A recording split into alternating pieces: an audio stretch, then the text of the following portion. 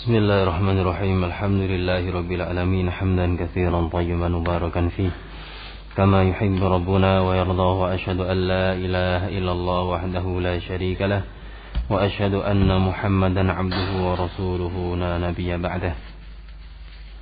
Amma ba'd. Telah kita lewati satu permasalahan yang terkait dengan permasalahan jin dan syayatin. Permasalahan tentang mukhatabah al-jinni al-muslim, berbincang-bincang dengan jin muslim. Satu permasalahan, namun kita dapatkan sekian banyak faedah dari jawaban Syekhuna Syekh Rabi' hafizahullah ta'ala. Keutamaan pertama kali tidak bolehnya berbincang-bincang ketika meruqyah. Demikian juga kewajiban bagi setiap muslim untuk bersabar di dalam menghadapi musibah, atau sebelum itu tidak boleh bagi kita percaya begitu saja dengan ucapan seorang jin, saya muslim dan semisalnya. Karena mayoritas mereka adalah dusta, kecuali memang dia betul-betul muslim. Namun keislaman mereka membutuhkan bukti. Dan faedah-faedah yang lainnya, keutamaan orang yang bersabar di dalam menghadapi musibah, penyakit, malapetaka, cobaan yang akan mengangkat derajat dirinya, selain dari musibah tersebut menghapuskan dosa-dosa dia. Demikian juga faedah yang lainnya, larangan untuk membuka klinik ruqyah, karena mayoritas mereka yang membuka klinik tersebut, praktek ruqyah, mereka adalah mayoritasnya adalah para penipu. Ya. Hal semacam ini tidak dicontohkan oleh salafun saleh, membuka klinik-klinik tersebut. Dan faedah-faedah yang lainnya yang telah kita lewati. InsyaAllah terkait dengan ruqyah akan ada pembahasan setelah bab ini, langsung setelah bab jin dan syayatin, kemudian bab ruqyah war ruqa.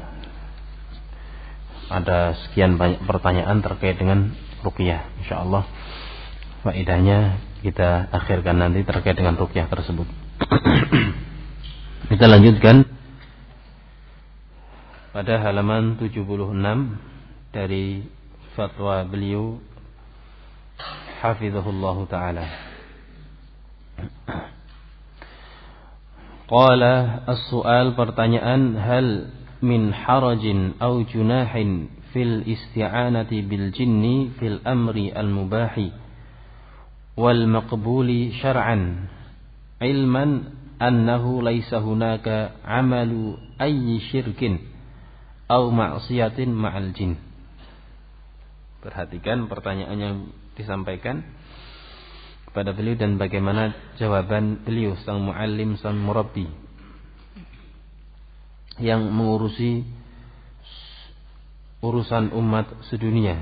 Syekh Rabi' hafizahullah ta'ala mengerti permasalahan-permasalahan di negeri-negeri kaum muslimin, karena mereka berdatangan menemui Syekh Rabi' hafizahullah ta'ala.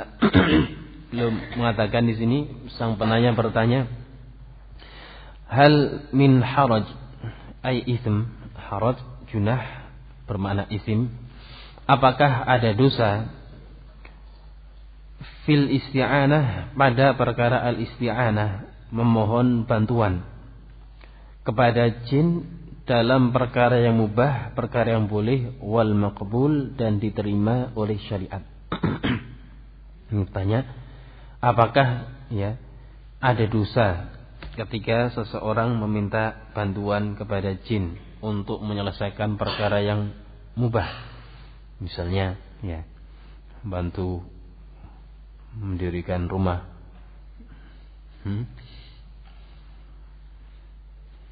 Dan itu satu contoh. Ilman, dan perlu diketahui bahwasanya laisa hunaka amalu ayyi syirik. Dalam isti'anah tersebut tidak ada aktivitas kesyirikan apapun, enggak ada praktek kesyirikan. Kata sang penanya, tidak ada praktek kesyirikan di dalam isti'anah tersebut. Au maksiatin, tidak ada pula kemaksiatan terhadap jin itu bersama dengan jin tersebut. Tidak ada amalan kesyirikan, tidak pula kemaksiatan kepada Allah ketika meminta bantuan kepada jin. Apa benar demikian keadaannya? Qala al-jawab, jawabannya, al-isti'anatu bil jinni tadullu ala anna al-musta'ina qad waqa'a fi syirik. Beliau sebutkan jawaban sesuai dengan kenyataan. Kenyataannya bahwa orang yang beristi'anah meminta bantuan kepada jin itu telah terjatuh kepada kesyirikan. Kok bisa? Ya. Kalau antum mengamati pertanyaan itu, dia mengatakan enggak ada amalan kesyirikan apapun dan kemaksiatan. Namun beliau jelaskan sesuai dengan kenyataan yang ada. Beliau mengatakan al-isti'anah, memohon bantuan kepada jin, menunjukkan bahwa isti'anah tersebut annal musta'in, orang yang meminta bantuan manusia, dia telah terjatuh kepada kesyirikan. Li'annahum la yusa'idunahu, karena mereka, para jin tersebut, tidak akan membantu manusia itu, baik dukun maupun yang lainnya. Mereka tidak akan membantu dia illa, kecuali setelah an yukaffira, illa an yakfura billahi azza wa jal, kecuali setelah kufur terhadap Allah subhanahu wa ta'ala. Jin-jin itu tidak akan memberikan bantuan, pertolongan, ta'awun dia, kecuali setelah berbuat kufur kepada Allah. Imma bi an yabula 'alal mushafi, bisa jadi bagaimana bentuk kekufurannya, dia mengencingi mushaf. Tindakan kufur, ya. Ini menunjukkan bahwa tindakan kekufuran itu bukan semata-mata keyakinan, ya, bukan semata-mata apa yang ada dalam kalbunya. Namun kekufuran bisa ditunjukkan dengan amalan anggota badan. Kita melihat di sini imma bi an yabula 'alal mushaf, bisa jadi dia mengencingi mushaf. Kalau seorang mengencing mushaf, itu menunjukkan, ya, kotornya qalbu dia. Kotornya qalbu dia. Mushaf Al-Qur'anul Karim yang berisi ayat-ayat Allah Subhanahu wa taala menunjukkan penghinaan dia. Perbuatan tersebut menunjukkan penghinaan dia dan menghina Allah Subhanahu wa taala, sehingga jin syayatin tersebut, ya, sejalan dengan dia. Karena dia melakukan kekufuran, dia pun membantu jin-jin kafir tersebut. Sekali lagi, perbuatan semacam ini menunjukkan bahwa qalbunya rusak. Kata Nabi sallallahu alaihi wa ala alihi wasallam, jangan kemudian kita mengatakan yang penting hati ini. Justru perbuatan dia menunjukkan apa yang ada dalam hatinya. Kita menilai secara zahir. Mungkin dia mengatakan, ini saya bukan mengencingi mushaf, yang penting hatinya, katanya. Padahal Rasulullah SAW mengatakan, wa inna fil jasadi mudghah, idza saluhat saluha al jasadu kulluh, wa idza fasadat fasada al jasadu kulluh. Sesungguhnya dalam tubuh manusia ada segumpal daging. Jika segumpal daging itu sehat, bagus, bersih, maka akan bagus pula seluruh amalannya. Dan jika segumpal daging tersebut rusak, maka akan rusak pula. Antum melihat efek dari rusaknya qalbu tersebut. Jika qalbunya rusak, maka ucapannya, perbuatannya pun rusak. Maka dari sini kita bisa mengambil faedah secara mafhum. Apa mafhumnya? Apa yang bisa difahami? Ya, dari ucapan dia dan perbuatan dia menunjukkan qalbunya itu rusak. Sehingga para ulama menyebutkan tindakan-tindakan semacam ini, ucapan, perbuatan yang mengarah kepada kekufuran itu menunjukkan rusaknya qalbu orang tersebut. Qala imma bi an yabula 'alal mushaf. Jadi orang yang meminta bantuan kepada jin pasti dia terjatuh kepada kesyirikan. Jin-jin tersebut tidak akan memberikan bantuan kecuali setelah dia kufur. Bisa jadi dia mengencingi mushaf, au yusalli ila ghairil qiblah, atau salat ke arah selain kiblat. Maksudnya kita kaum muslimin di Indonesia ke arah barat, namun dia tidak salat ke arah barat, ke arah misalnya ke arah timur. Ya, karena matahari terbit dari arah sana. Atau ke arah utara ataupun ke arah kuburan tertentu. Dan semisalnya. Dia salat ke arah selain kiblat. Au yusalli wa huwa junubun. Dia salat dalam keadaan junub, menyengaja salat dalam keadaan junub. Terdapat unsur istihza, pelecehan terhadap agama Allah Subhanahu wa taala, syariat Allah Subhanahu wa taala. La budda an yartakiba mukaffiran ba'da dzalika yata'awanu ma'ahu. Dia pasti melakukan tindakan mukaffiran, tindakan yang menyebabkan dia kafir, pasti ya. Jin tersebut tidak akan memberikan bantuan kepadanya, berta'awun kepadanya, memenuhi hajatnya kecuali dia berbuat kekufuran kepada Allah Subhanahu wa taala. Ba'da dzalika, setelah itu yata'awanu ma'ahu. Setelah dia berbuat kekufuran, baru jin mau berta'awun alal itsmi wal udwan. Berta'awun mau membantu dia untuk menunaikan hajat-hajatnya. Walladzi yaqulu laka. Contoh yang lainnya juga ada dipersyaratkan untuk menyembelih ya ayam cemani. Syaratnya dengan syarat engkau menyembelih ayam cemani misalnya, ayam khusus disembelih, baru akan dipenuhi permintaan mereka.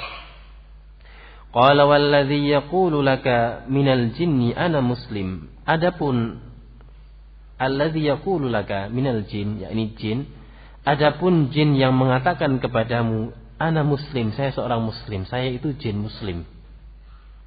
Kalau ada jin yang mengatakan saya itu jin muslim, fala tusaddiqhu li'annahu kadzdzabun, maka janganlah engkau membenarkan dia karena dia adalah pendusta. Kadzdzab, banyak berbuat kedustaan, banyak bohongnya ya. Sehingga dikatakan oleh Nabi sallallahu alaihi wasallam kadzdzab.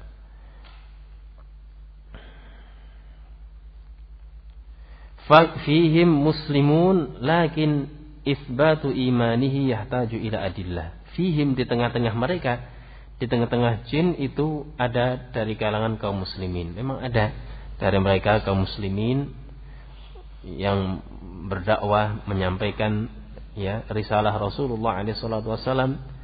Demikian pula jin-jin tersebut berkelompok-kelompok. Ada jin hizbi, jin salafi, jin sufi, jin khawarij dan semisalnya, sebagaimana pula ya manusia. Namun isbatu imanihi, menetapkan keimanan dia muslim, dia kafir dan semisalnya, yahtaju, atau isbatu imanihi, menetapkan keimanan dia, kemusliman dia, ini membutuhkan dalil-dalil karena kita tidak mengetahui, itu adalah alam ghaib. Ini bimbingan ulama kita.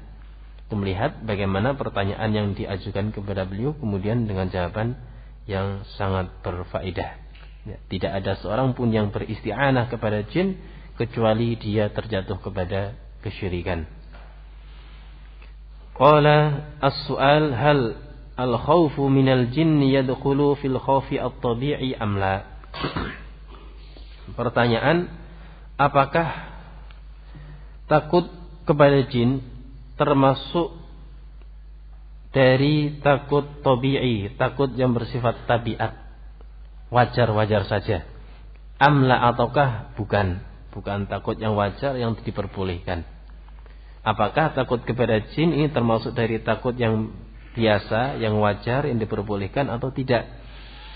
Jawabannya al-khawfu minal jinni idza kana khawfas sirri.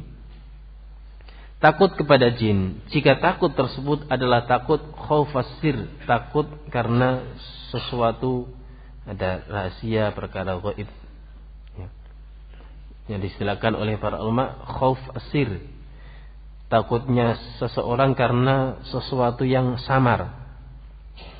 Wa ya'taqidu fil jinni, dan dia meyakini pada jin tersebut annaha tanfa'u wa tadur, bahwa jin itu memberikan manfaat dan menolak madarat, memberikan manfaat, demikian pula menolak ataupun mendatangkan madarat. Dia meyakini hal demikian. Fayadkhulu fisyirki, maka ini masuk ke dalam kesyirikan. Dia takut kepada jin dengan keyakinan semacam ini.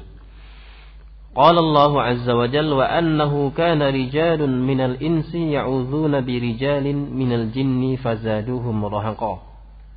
Dan sesungguhnya kana dahulu rijalun minal insi, para manusia, umat manusia atau para lelaki dari kalangan manusia, ya'udzun birijalin, meminta perlindungan kepada para lelaki dari kaum jin.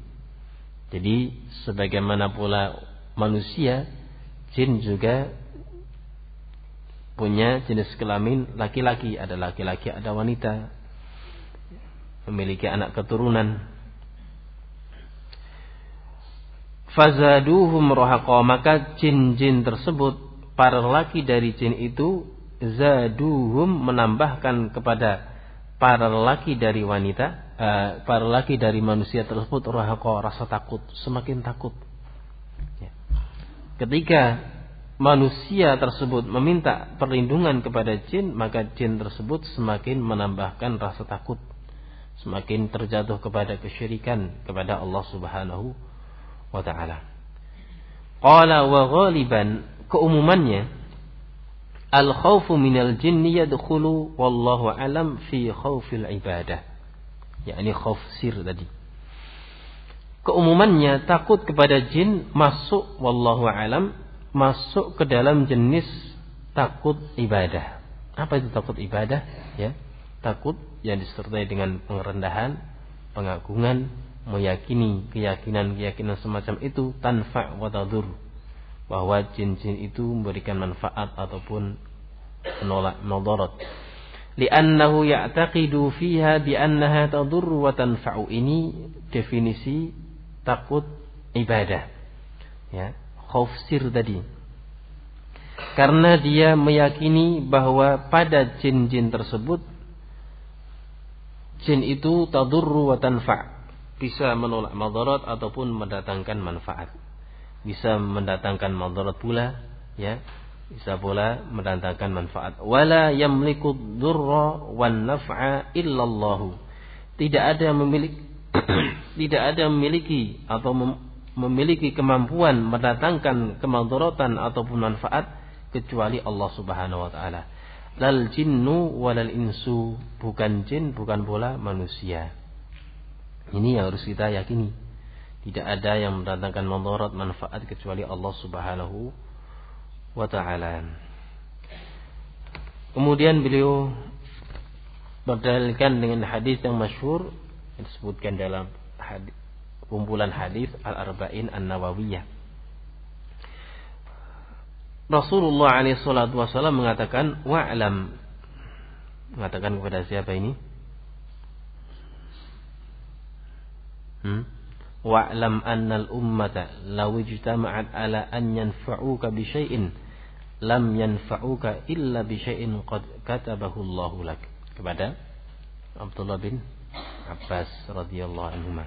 Sejak kecil sudah dididik dengan pendidikan akidah, yang lurus, maka semestinya kita juga mendidik putra-putra kita dengan akidah yang lurus, ya, tidak ada yang mendatangkan manfaat madarat kecuali Allah Subhanahu wa taala.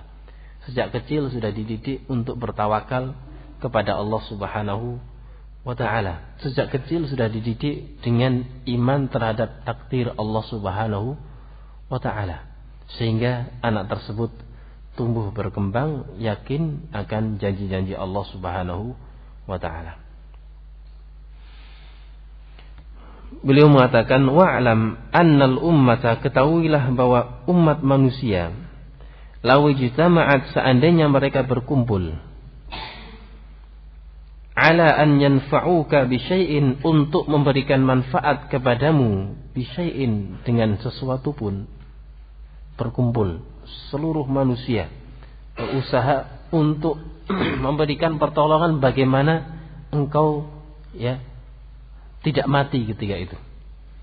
Dokter ini dikerahkannya, ahli darah, yang ahli jantung, semuanya dikumpulkan untuk menyelamatkan satu orang.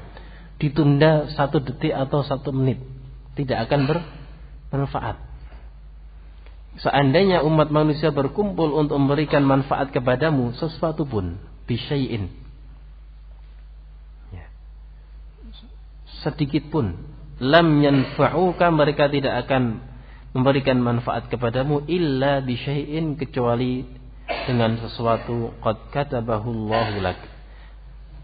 Tidaklah mereka bisa memberikan manfaat kepadamu kecuali perkara yang sudah Allah catatkan untukmu bahwa itu bermanfaat.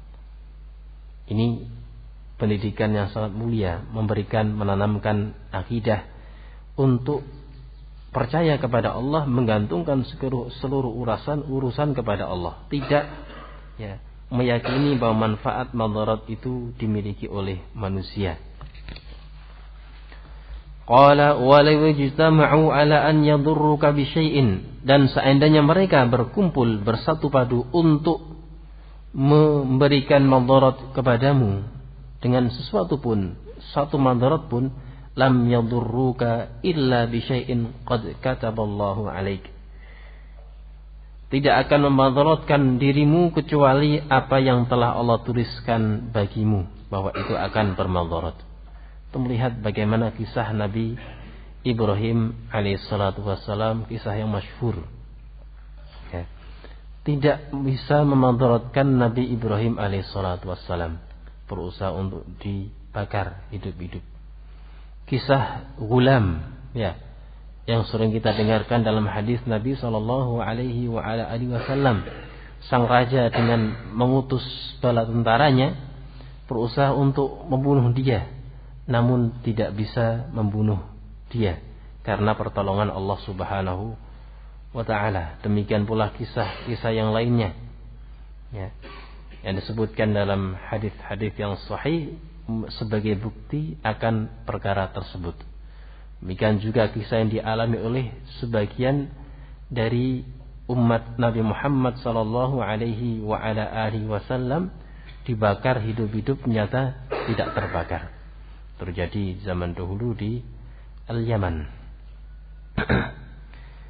Maka syahid dari hadis ini, Nabi sallallahu alaihi wasallam menjelaskan bahwa manfaat dan madarat itu tidak akan datang kecuali jika telah Allah tetapkan menerima ataupun menimpa kita. Tsumma qala hafizahullahu taala kama qala sallallahu alaihi wasallam, sebagaimana ini yang diucapkan oleh Rasulullah alaihi salatu wasallam. Qala wal mu'minu as-sadiqu la yakhafu illa minallahi azza wa jal. Seorang mukmin yang benar keimanannya, tidaklah dia takut kecuali kepada Allah Subhanahu wa taala. Orang mukmin yang benar keimanannya tidak akan takut kecuali kepada Allah. Tidak takut kepada jin ataupun kepada manusia, kecuali, ya, perkara-perkara yang wajar. Di hadapan kita ada orang yang besar, gagah, la qadarallah ma syafa'al, dia misalnya membawa pedang hendak membunuh kita, sementara kita misalnya naik sepeda motor dicegat di situ, atau 2 orang 3 orang menjegal kita, Maka di sini ada rasa takut, suatu hal yang wajar. Nah, qala hafizahullah taala, seorang mukmin yang benar keimanannya tidak takut kecuali kepada Allah Subhanahu wa taala. Allah mengatakan fala takhafuhum, larangan dari Allah. Apa hukum asal dari larangan? Al aslu fin nahyi at-tahrim. Fala takhafuhum, maka janganlah kalian takut kepada mereka. Ini larangan dari Allah Subhanahu wa taala. Jangan takut kepada mereka. Wa khafuni, Allah tegaskan pada poin yang kedua perintah. Al aslu fil amri yufidu al ujub. Asal, hukum asal perintah adalah wajib. Wa khafuni, dan takutlah kalian kepadaku. Allah tegaskan lagi, in kuntum mu'minin, jika kalian beriman. Sekian banyak penguat di sini. Larangan takut kepada selain Allah, perintah untuk takut hanya kepada Allah. Kemudian Allah katakan in kuntum mu'minin, jika kalian beriman. Menunjukkan bahwa di antara persyaratan keimanan adalah takut kepada Allah Subhanahu wa taala. Qala ya'ni al-khawfu as-sirri fi hadha, atau al-khawf as-sirriya fi hadha. Maksudnya adalah khauf sir, rasa takut yang dilandasi oleh keyakinan tadi, memberikan manfaat ataupun madarat pada selain Allah Subhanahu wa taala. Khaufu al-ibadah, ai huwa, itu adalah takut yang bernilai ibadah, disertai dengan pengrendahan, meyakini dengan keyakinan yang batil. Kemudian beliau jelaskan di sini jenis takut yang lainnya. Ammal khaufu minal hayyati, adapun takut terhadap ular, min asadin, atau terhadap singa, min insanin mufsidin, atau terhadap manusia yang mufsid, berbuat kerusakan. Yakni yahjumu alaika, dia menghujum, menyerangmu dengan bawa senjata, atau dia orangnya lebih kuat dan semisalnya.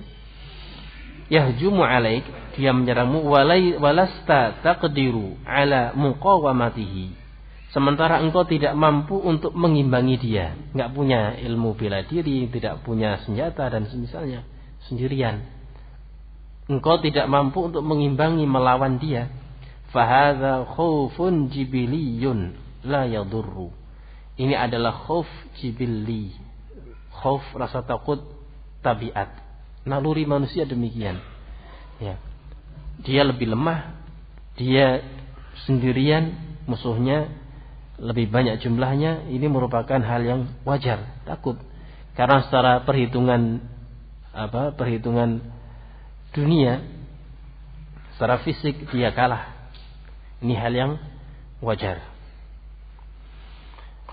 Fahadha khaufun jibilliyun la yadur. Ini adalah takut jibilli, tabiat, tidak memadaratkan keimanannya. Nah, tidak mengapa, wajar. Hadza la yadur, insyaallah, ini tidak memudaratkan dia insyaallah. Tidak sampai jatuh kepada kesyirikan. Wala yukhillu bil aqidah, tidak pula mengikhlal, merusak akidah dia. Ini takut yang bersifat wajar. Walaupun disebutkan oleh para ulama ada jenis takut yang lainnya, takut tabi'i, takut kemudian pula ibadah, ada takut yang menyerumuskan kepada kemaksiatan. Qala lakin al-khawfu minal jinni, namun takut terhadap jin, fi ghalibihi khaufun yaqumu ala aqaida fasidatin. Takut terhadap jin mayoritasnya itu adalah takut yang tegak berdiri, terwujud ala, di atas keyakinan yang rusak.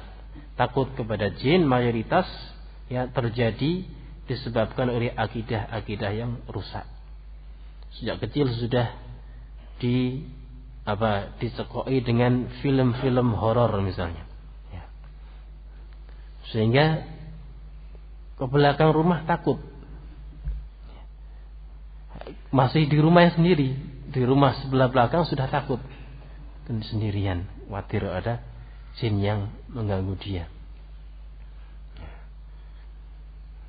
Ini dampak-dampak dari media-media yang ada, yang mendidik akidah yang rusak di tengah-tengah kaum muslimin.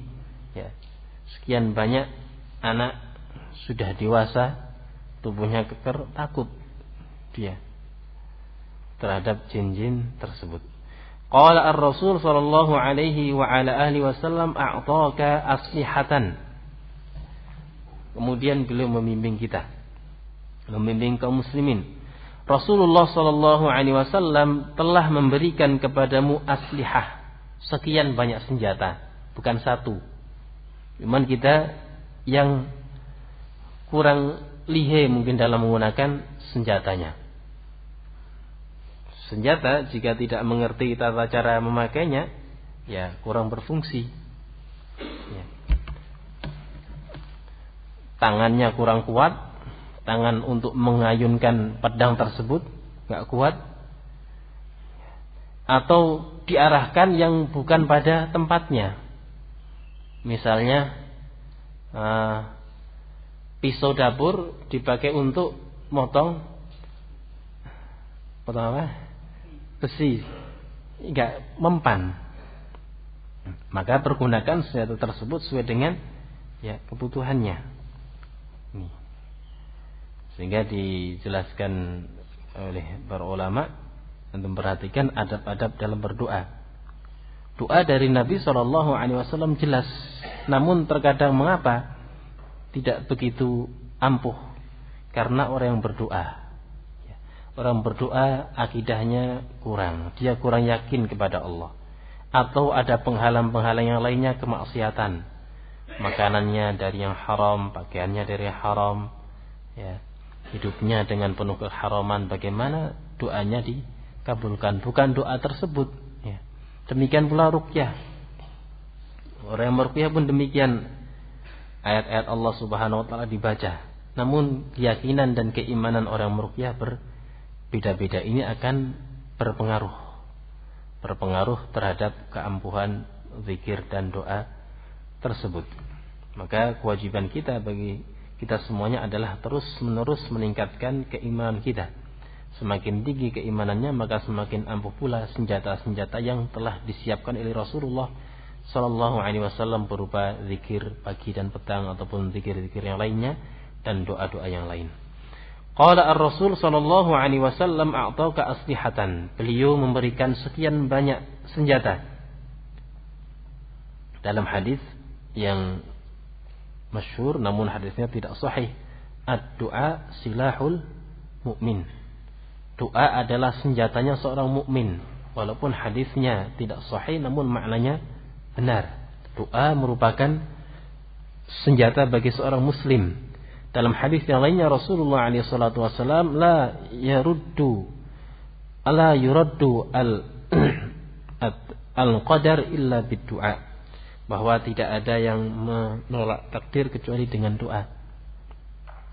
Qala wa 'allamaka, dan beliau mengajarkan kepadamu, iqra ayatal kursiyyi, bacalah ayat kursi.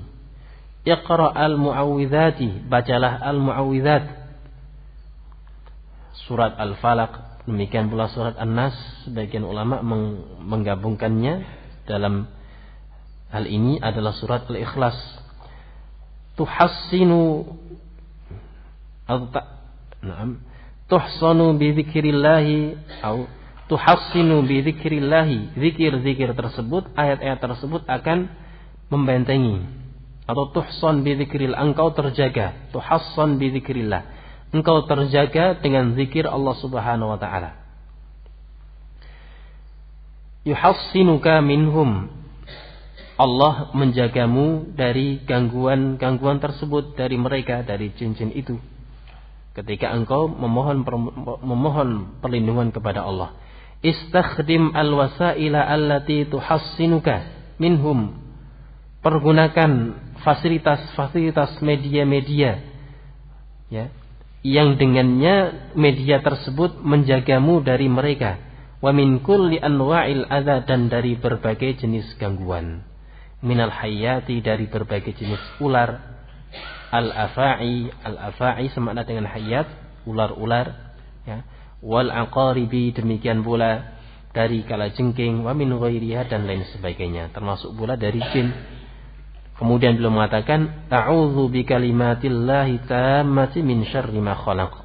Dalam hadis rawahu Muslim an Khawlah bintu Hakim, Nabi SAW mengatakan, "A'man nazala manzilan thumma qala a'udzu bikalimatillahi tammati min syarri ma khalaq lam yadurruhu syai'un hatta yartahila min makani."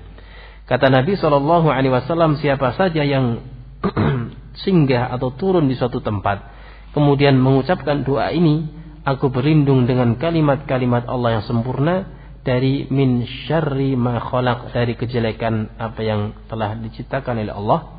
Dia tidak akan dimadaratkan oleh sesuatu pun sampai berpindah dari tempat tersebut.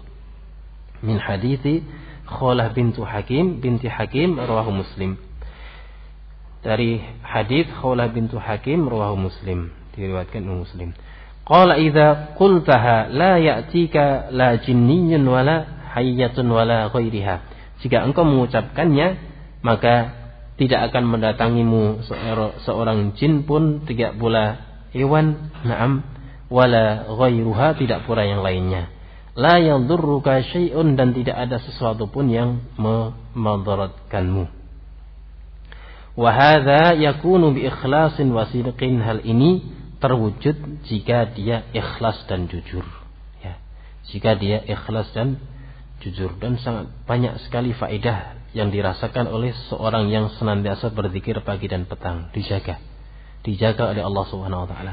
Dan sekian banyak peristiwa kenyataan waqa'i, ya, tragedi-tragedi yang ada, itu seseorang terkadang tertimpa suatu musibah malapetaka, dia teringat, saya lupa tadi, ya, tidak berzikir pagi, tidak berzikir petang, dan semisalnya. Ini naktafi bihadza, insyaallah kita lanjutkan pada pertemuan berikutnya terkait dengan pertanyaan apakah sebagian manusia ataukah maka manusia bisa melihat jin atau tidak. Nanti disebutkan di situ bahwa Syekhuna Syekh Rabi menyebutkan beliau pernah melihat jin. Barakallahu fikum.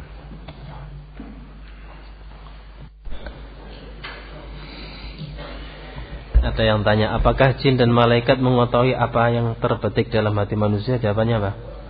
Enggak ada. Apakah jin dan malaikat mengetahui apa yang terbetik dalam hati manusia? Jawabannya tidak ada. Tidak mengetahui. Yang mengetahui hanya Allah Subhanahu wa taala.